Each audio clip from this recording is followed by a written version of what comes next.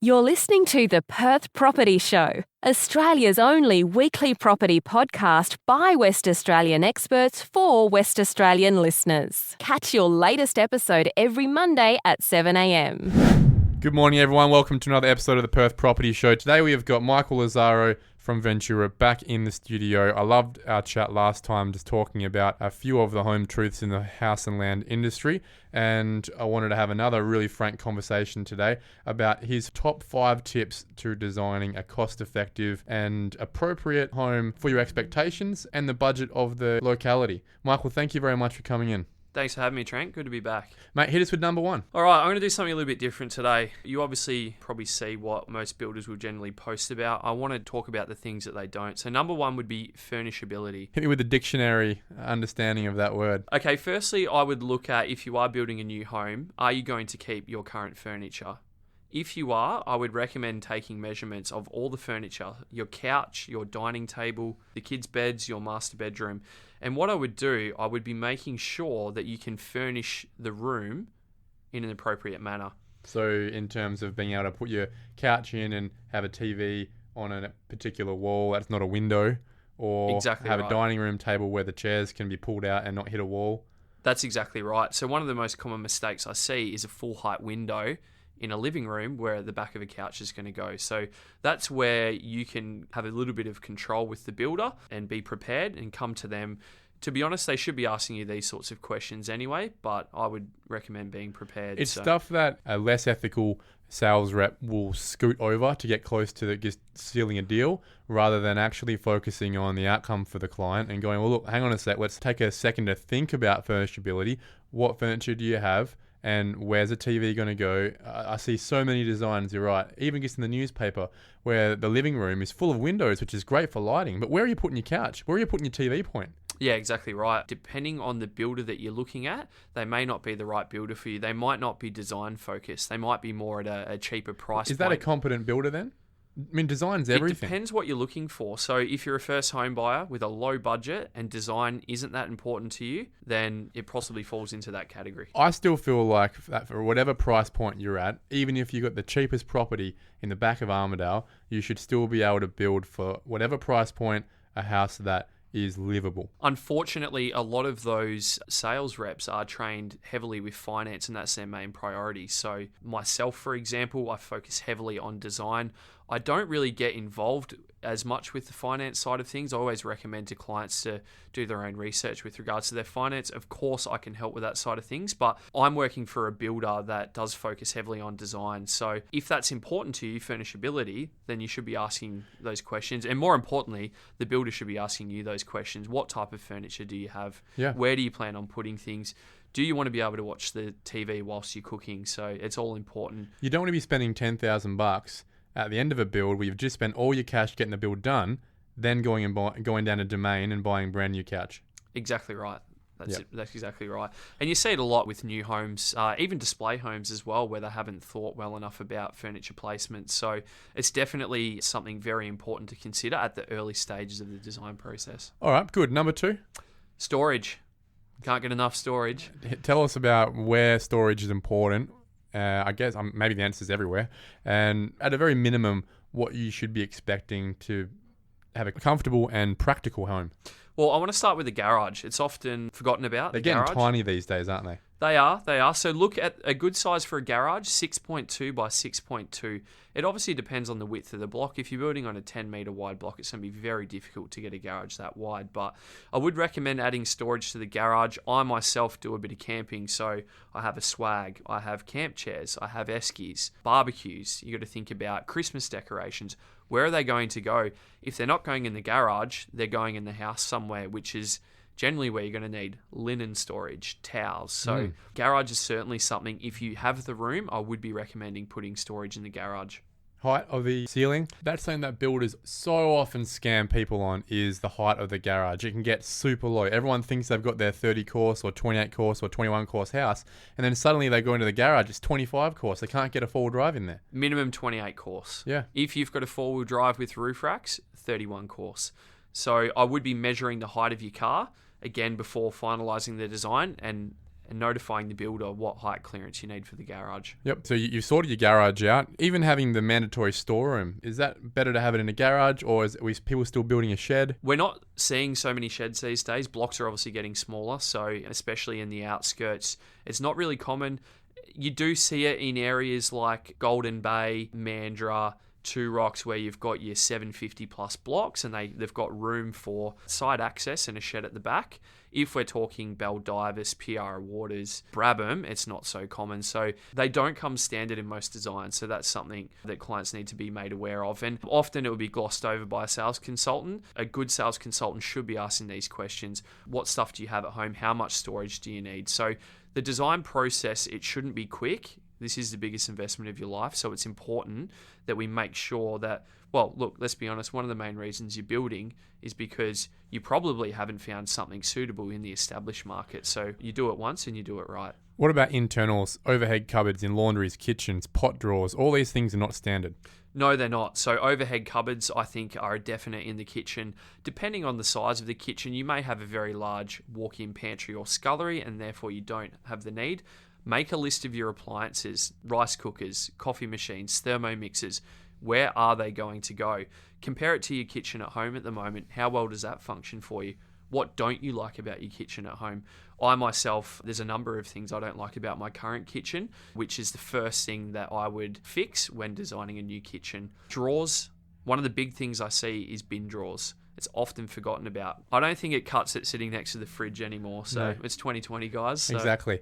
Again, I just want to harp back pot drawers. We never see them as standard with a builder. It's always something that I think most of the time we glossed over. You've just got your swing door sort of Yep. arrangement because it's cheaper to build. Should we be asking for an upgrade on pot drawers so that we can have a bit more space, a bit more practical sort of storage as well, isn't it? 100%, especially for elderly people that can't bend down. It's going to be very hard to access the back of cupboards. So as a minimum, I'd be saying 2 sets of pot drawers, and that's what I tell my clients as well. So you're looking at a cost of around about $1,000 for that. So these are things that you should be factoring into your budget. One of the more horrendous things I see is where the walk-in robe or just the robe or the linen sliding robe has no shelving at all. Yes, look, Trent, it does happen. I think it's important that you're going through this with the builder and asking all the right questions, making sure that these things are included. It's not cheap though, is it? If you're adding these in above the standard spec, which is generally to have maybe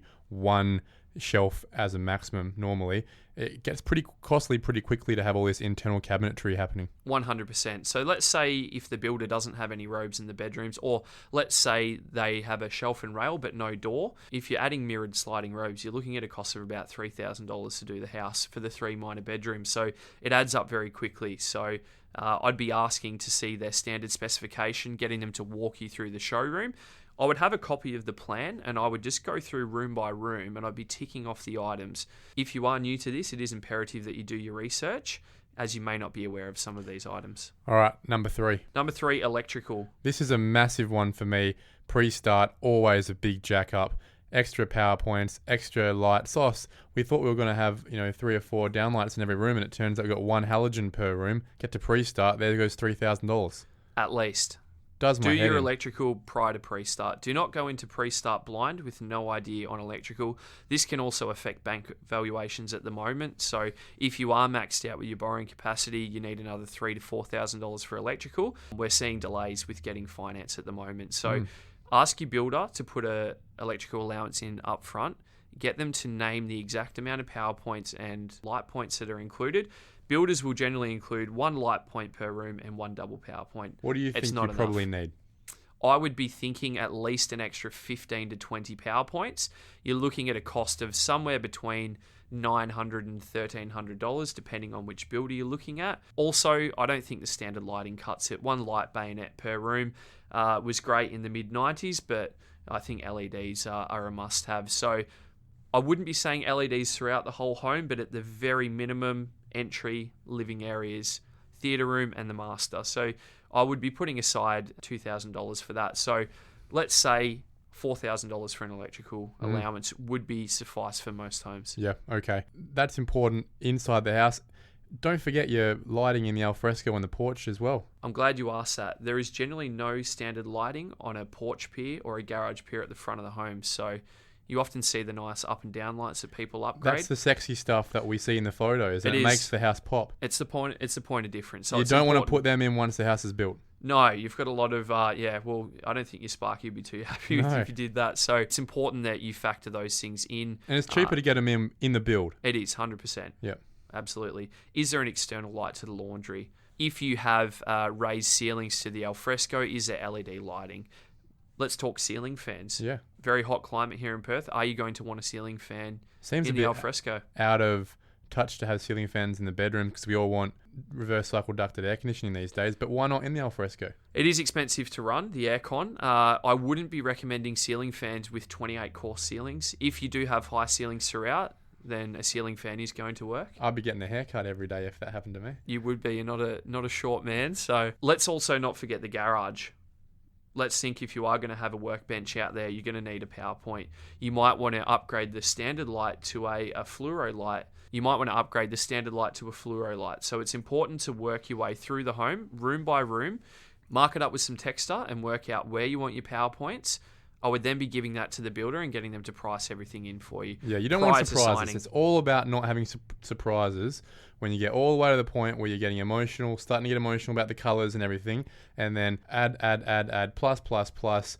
Suddenly you come out of that pre-start meeting $7,000-8,000 down. Correct. That'd be heartbreaking. And you don't have finance for it. That's right. So it's important, have a pre-start allowance built into the home, have fixed costs for all your electrical items, and that alleviates any issues with bank valuations down the track, and it also eliminates any surprises. All right. What's the fourth one? Elevation. Not many people talk about it. What does that mean to the punter out there? What's an elevation? An elevation is the front of the home. What it looks like. Yeah, exactly right. It's often forgotten about. And I find that probably 75% of my clients never ask about it. They just expect it to look nice. They don't know what that looks like, though. They just think it's going to be nice. But that's not standard. It's not. I always say to my clients, take photos of homes around where you live. Go and visit some display homes. Send me photos of what you like. So there's different ways of adding value to an elevation. We can look at stone cladding on the front elevation. We can look at timber cedar lining to a portico recess. We can look at adding corner windows. You might want to add an element of single course face brick. Like a blade wall sort of thing. Exactly right. One thing to consider as well, in new estates, they have strict design guidelines. So make sure that you're asking the builder, are you meeting these design guidelines? What you don't want to happen is someone coming back to you at pre-start saying, sorry, we haven't allowed for these things. And again, you're going to be out of pocket. So yeah, you get all the way through, the quote's done, everything's done, and then you start looking more seriously at the elevation sketches, which are black and white normally and 2D, hard to really understand. Correct. And you go, hang on a sec, is that what my house is going to look like? There's no pitch. There's no hips and valleys. There's hardly any level of identity at all to this house. And we're way past having to get to that structure where all the working drawings are done. Suddenly you start losing time and a lot of money that you wouldn't have expected to make those structural changes. Exactly right. And I often see builders doing hand-drawn sketches with no elevations. You're spending upwards of $200,000 on a home.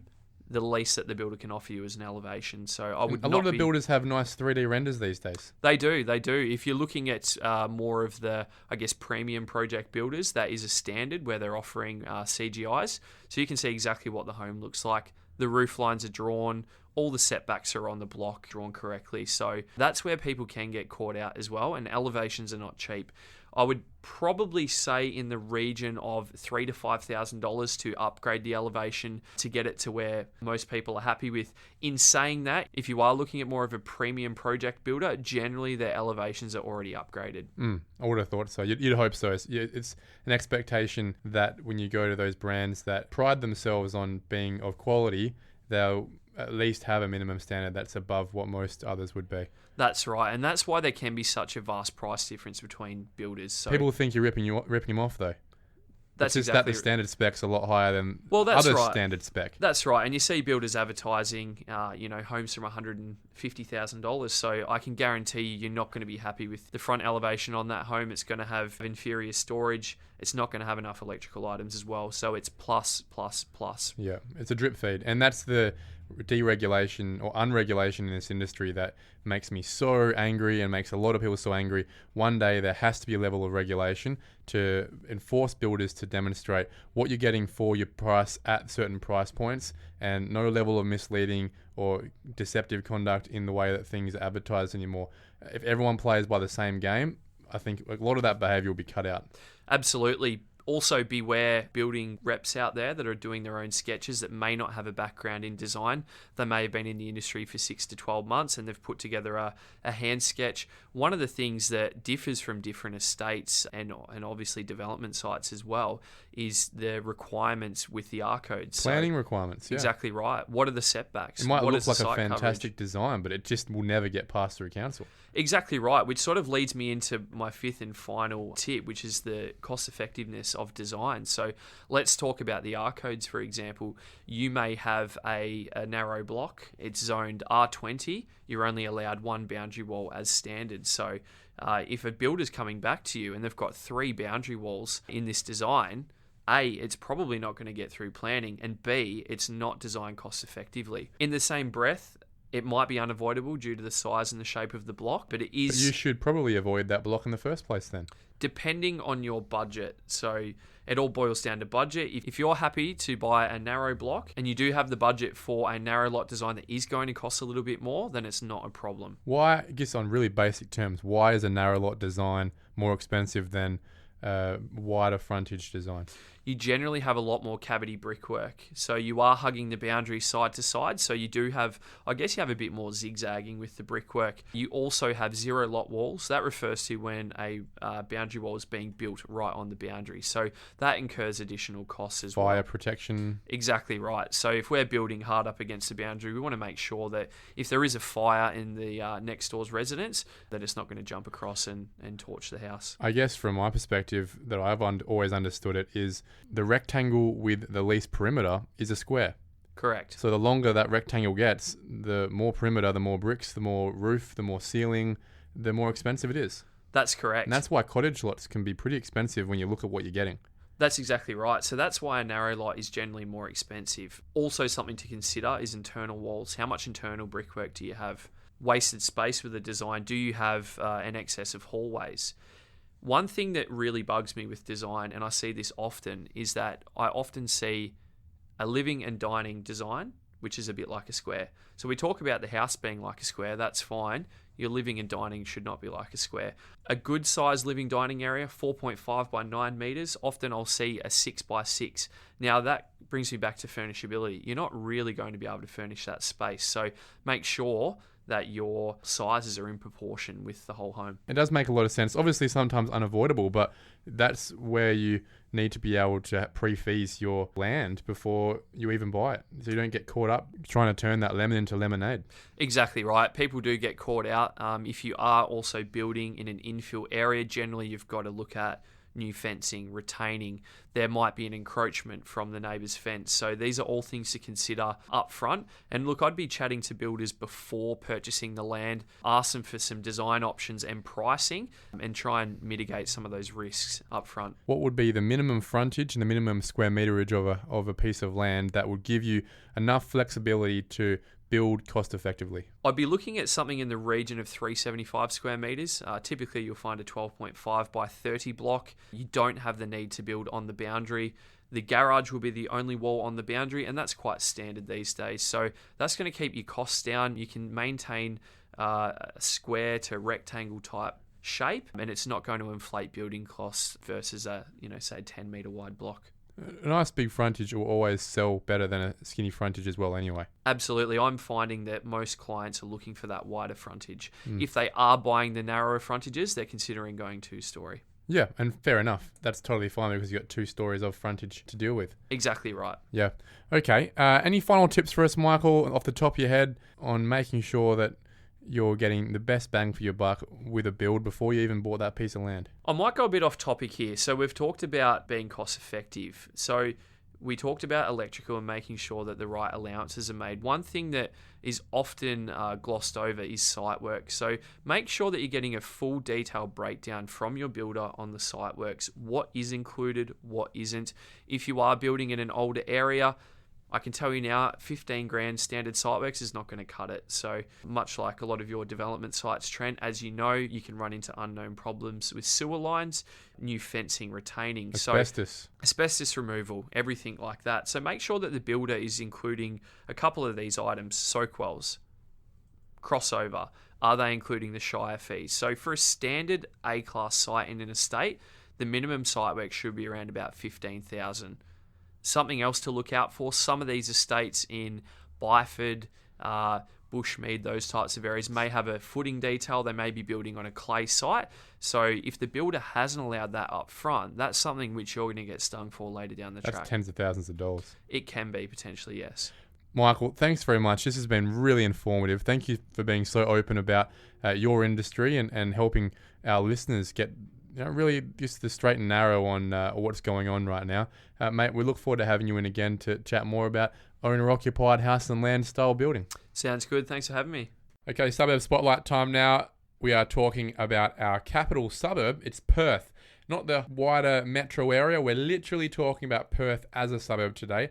And to many people's surprise, this isn't just the CBD. Perth is a bit of an interesting suburb in terms of its location and the little pockets of it. We'll talk with our number one agent. It is Brad Triplett. Thank you very much for coming in, mate. Thanks, Trent. Thanks for having me. I normally start with a history question about what the history on the suburb is. This is a little bit of an extensive one for you. This goes back to the dawn of time, a good 170 years ago. Perth's a interesting suburb. It's not a outer suburb. There's different parts to it. We've got the inner city side, which is very much the apartment, sky-rise apartment market of the Perth suburb, and then you jump across the border a little bit and you've got houses that are 100 years old, terrace homes, beautiful streets. Heritage listed properties. There's just such a vast variety of properties in the Perth 6000 suburb, which is why I love working in it. I was given a book for my birthday. It's now one of my favourite books. It's a picture book and it's from Lost Perth. So many awesome photos historically. We talk about the genesis of Perth as a suburb, starting as just wooden houses and moving into 2 and 3 story skyscrapers. So many of them knocked down in the 70s. Unfortunately, so much of our beautiful history, unfortunately, was knocked down in the 70s for all of our modernist skyscrapers, I guess you've got now. And it's hard to imagine a time when the extent of our city really was bounded by a bridgeless north of the river Perth suburb, right?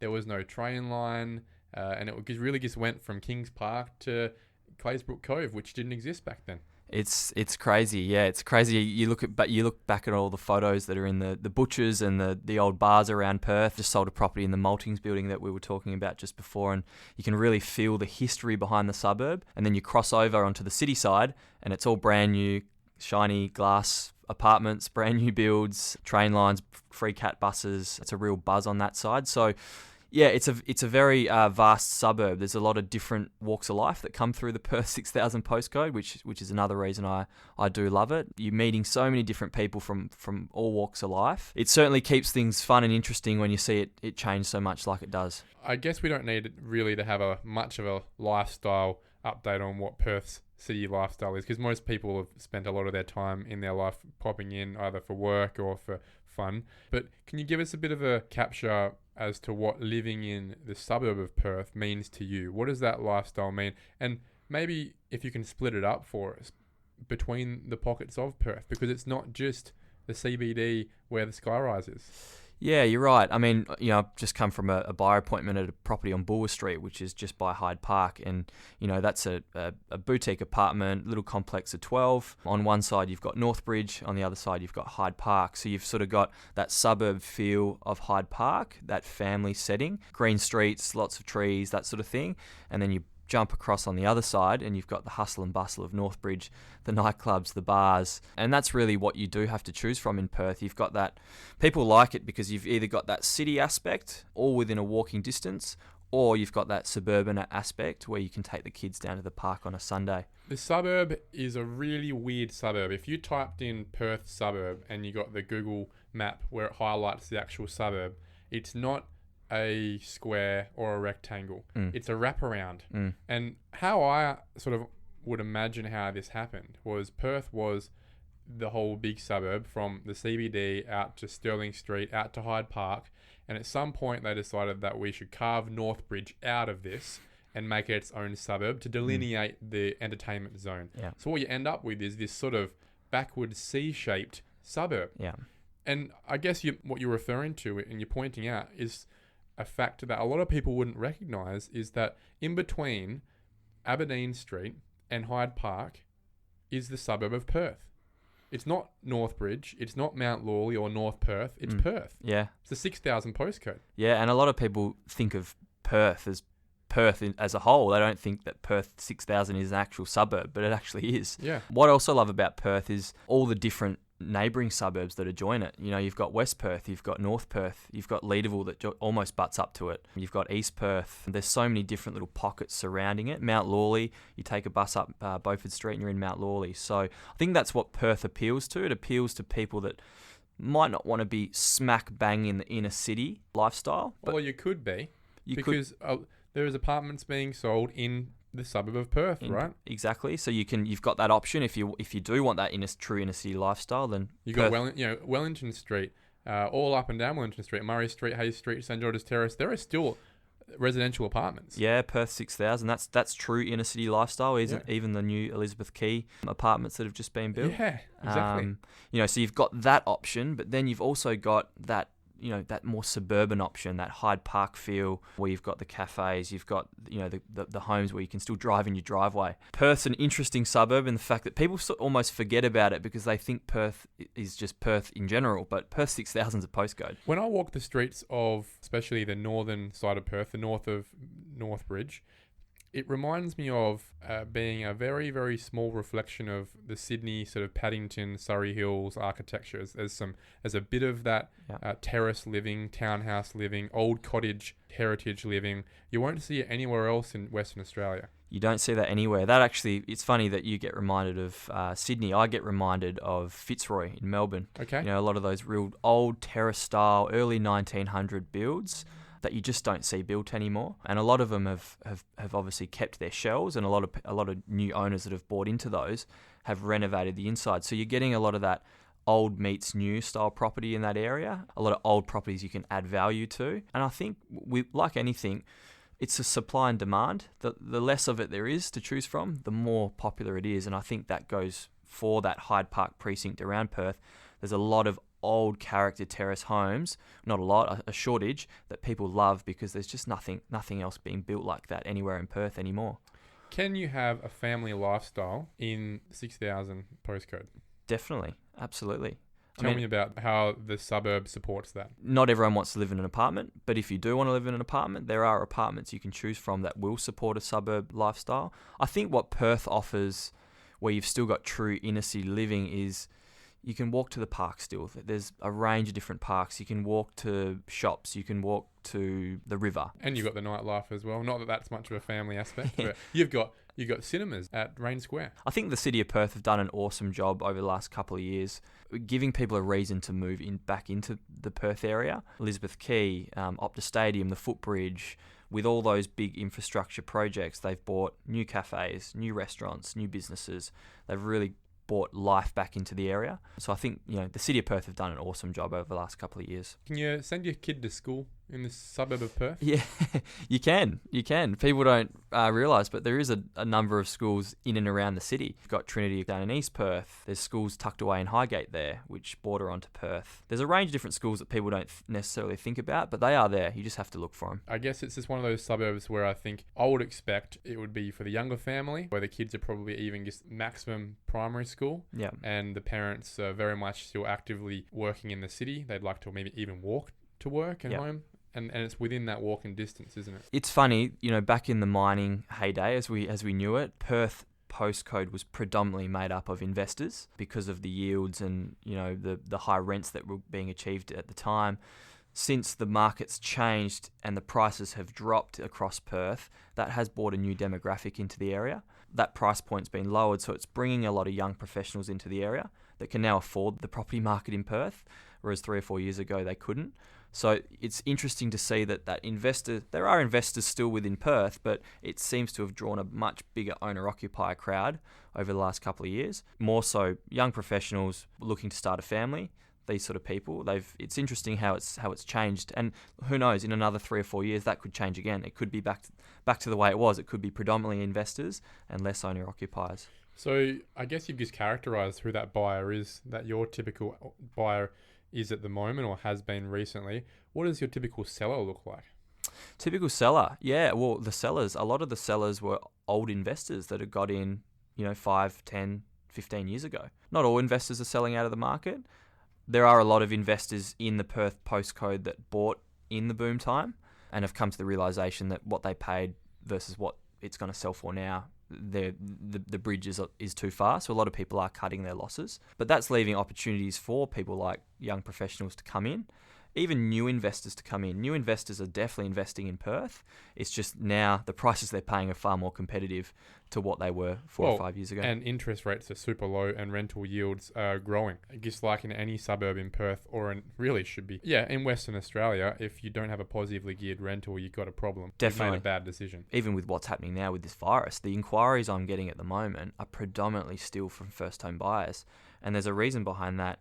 Rents are going up, interest rates are really low, so it's actually cheaper for a first-home buyer to be able to buy at the moment, especially with some of these low deposit grants from the government. Interest rates are extremely low, so it's still leaving opportunities for people like first-home buyers in a market like this. You mentioned first-home buyers. That always leads me to the idea, especially in a suburb like Perth, of the off-the-plan apartments and things like that. Have they all dried up? Are there any opportunities where developers are coming across your desk and saying, look, we're thinking of putting this development up, or we've still got this development we're trying to sell? Does Perth as a suburb offer that? Because there's quite a few apartment buildings that went up in the last 10 years. Yeah, there is. It's funny, 2 or 3 years ago, there was an extreme apartment glut, especially with new developments. But you look at, especially people like Finbar, who's the number one apartment developer in WA, all their developments that either were in construction or recently finished, they're all sold out now. So there's actually, it's gone from being a glut to being a shortage of apartments. So I think the Perth inner city market is prepared for new developments now, whereas probably 18, 24 months ago, it wasn't. There was just too much to choose from. So it's funny how that's transitioned. I think apartment living's gotten more popular over the years. There's a reason why people are building apartments, because there's a demand for them. And if you look at our overall apartment numbers compared to somewhere like Sydney and Melbourne, we've still got a long way to go in terms of the dwellings. Especially in the CBD and inner city suburbs. Yeah. I want to move straight into price points, because it's something that most people wouldn't really research before, is price points for Perth as a suburb. One, as I said before, most people wouldn't even recognise that it has a suburban lifestyle, anything other than apartments in the CBD of Wellington, Murray and Hay Street and whatnot, which is a part of the conversation we'll have. But I want to really harp on at the different options you have in different price points in this suburb. It's not just old flats, it's not just apartments, it's not just terraces, there's also townhouses, there's still some good quality sort of family homes as well. Let's go from bottom to top. What's the cheapest thing I could buy in the suburb of Perth, and every price point and lifestyle point along there? Yeah, you're right. There's a lot of different price points. So starting at the bottom, these older flats that you're referring to, for example, I'm selling one of them on Wright Street at the moment in Perth. You can get into a little 1x1 in an older building. And when I say older, 1970s, 1980s builds. You can start there from 150. Those go from sort of 150 up to 200. Then you move into your sort of more traditional one-bedroom apartments. 5 years ago, we were selling one-bedroom apartments in the inner city area for up to 500,000. Yeah. You can now buy them for 280, 290, which is just crazy. Your two-bedders, they've come from 5s and 6s and 7s, and they're now down to anywhere from 350 to 450 for a 2x2 apartment. That's really coming down to that first home buyers number, isn't it? Exactly, and that's who's chewing those up. Your 3-bedders are a little bit more of a scarce product. There's obviously less of those around, but you can get into a 3-bedroom apartment now in the sort of high 4s into the 5s range. Moving away from apartments, then you come across into the Hyde Park area, and you've got your semi-detached villa-style properties, which you can sort of start from 6s.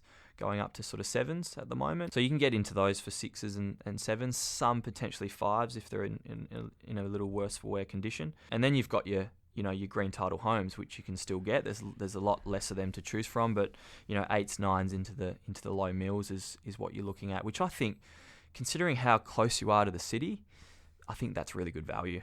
Very much so. Look, we also have to be fair in that the square meterage of these lots are pretty small. Yeah. We're talking about anywhere from 300 squares up to a maximum of 550, right? Yeah. And that's, most of them are around 400 and something, aren't they? They are. They are smaller lots, and the streets are tighter, but you've got to expect that. The closer you are into the city in any part of the world, it's going to be like that. It's terrace living. You're on a 10 metre wide frontage, Yeah. and you've got maybe 15, 20 metres going back. Yeah. But these are all also zoned mainly R50, R60 as well. So a lot of people would be looking at these properties as opportunities to maybe knock it down if it's not heritage listed and build a 3-story townhouse at the front and sell the land at the back, or build 2 townhouses, or do a big renovation, and as you alluded to, at the back, where you're turning the back of it into a 2-story house. Yeah, absolutely. And a lot of these properties as well, these older properties, they do have potential to go into a commercial aspect, turning them into an office. Obviously, you've got to go through the right zoning changes and that sort of thing, but you've got that possibility. I've got a friend that he's got a block of land on Munger Street in Perth, and he's been approved as such, subject to all your drawings and things, to build a 3-level apartment building there.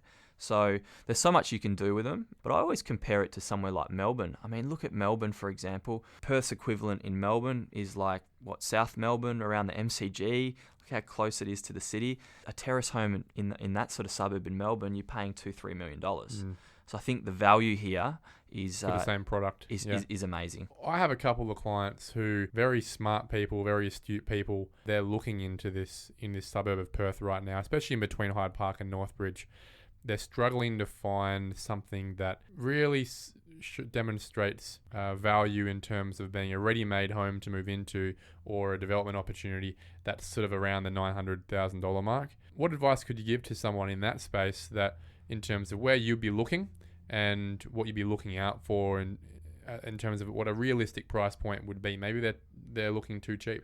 I think with the Perth postcode around Hyde Park, with that sort of product, It's really tightly held, isn't it? it's tightly held. And if you look through RP data, a lot of people that own in there don't have just the one property, they've got 3 or 4, which is a really good sign in terms of, if someone's buying 3 or 4 pieces in one small area, that says something about the area. It says something about the market there. So I think my advice with buyers that are looking in that area is probably just to be a little bit patient, because there's just less to choose from. The turnover's quite low. It's similar in a market like your West Leadervilles and your Netherlands. The market's there, the turnover's a lot less, and things that come on the market sell very quickly. So patience, but also be ready to act and be flexible on value if something pops up that you like. Yeah.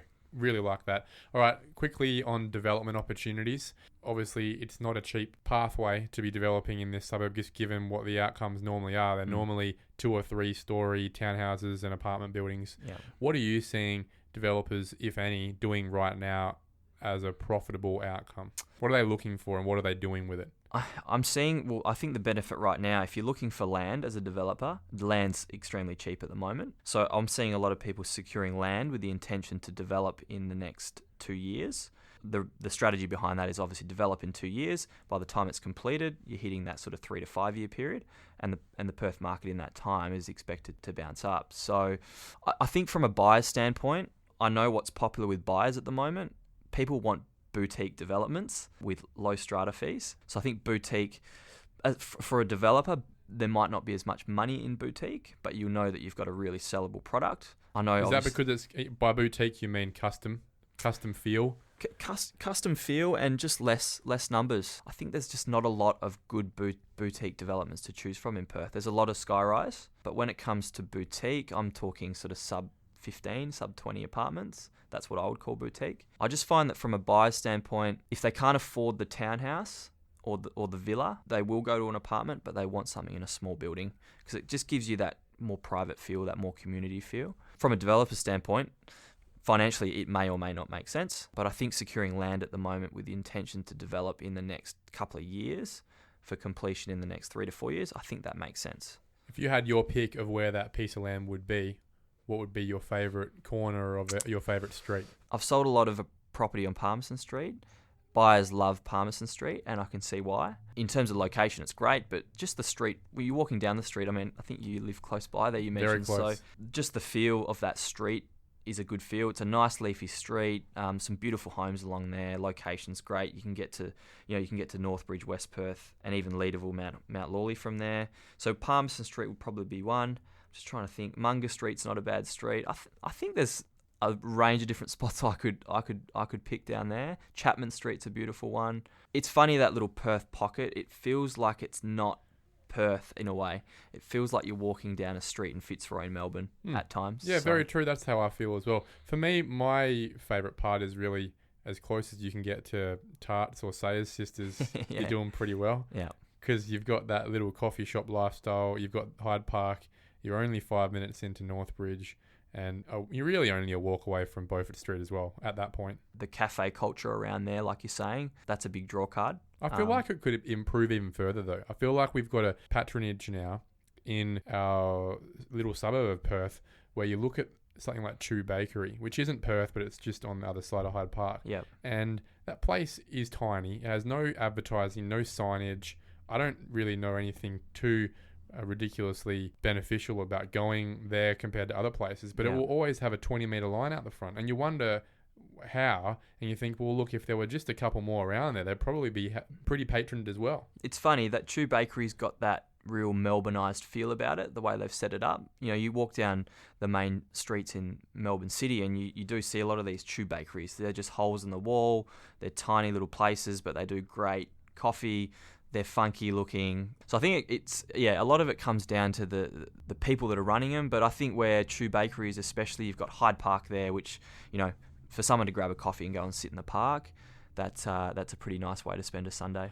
All right, last question. It's the median house price question. Brad Triplett, what is the median house price of Perth? Which is going to be tough for you. That's a more hard question to answer than what you'd think. Median house price in Perth, it's currently 500,000. You're laughing at me, but that's obviously, you know, you've got apartments, you've got houses, you've got townhouses, so you can't throw a blanket over it and say this is the median house price. Well, I'll ask you two questions then. With $500,000, what would you buy? I'd buy a nice boutique apartment. Okay. Is there a favourite street that you'd buy it on? I've just sold a townhouse in the Maltings on Palmerston Street. That's one of my favourite complexes. Reason being, it is a heritage listed site. It was an old brewery. It's got the old Brooklyn brownstones warehouse feel, doesn't it? It does. It's just different. Everything I've listed in there and sold in there has sold really quickly with more than one person wanting to buy it. And it comes down to, you know, there's just less of it. There's less to choose. It's unique. It's got character. It's not your shiny brand new apartment that you see a lot of. It's it's got life. It's got history, and people like that. All right. And if you had 950 grand, which I think is a more fair median house price for this suburb, what would you buy? For 950 at the moment, you could get yourself a nice character home in Perth. What you'd buy? Probably not what I'd buy, no. I like the new feel, so I'd probably be looking at a townhouse. But I think for that sort of budget at the moment, you can buy an old green title home. It will need work, but you can add value to that. So that's probably what I'd look at. Brad, thank you very much for coming on. I really appreciate this chat. It's probably one that will be very eye-opening for a lot of people to just recognise that this suburb even exists, believe it or not. I'd love to have you in again. Go and get Highgate and those sort of places. We'll have another chat about them too. Thanks, Trent. Thanks for having me on. Thank you for listening to another episode of the Perth Property Show. If you've only just joined the conversation, you can catch up by heading over to our website, perthpropertyshow.com.au, subscribing to the podcast, or joining our Facebook page. Don't forget to tune in next Monday at 7 a.m. for more expert insights, local analysis, and suburb spotlights. Happy hunting!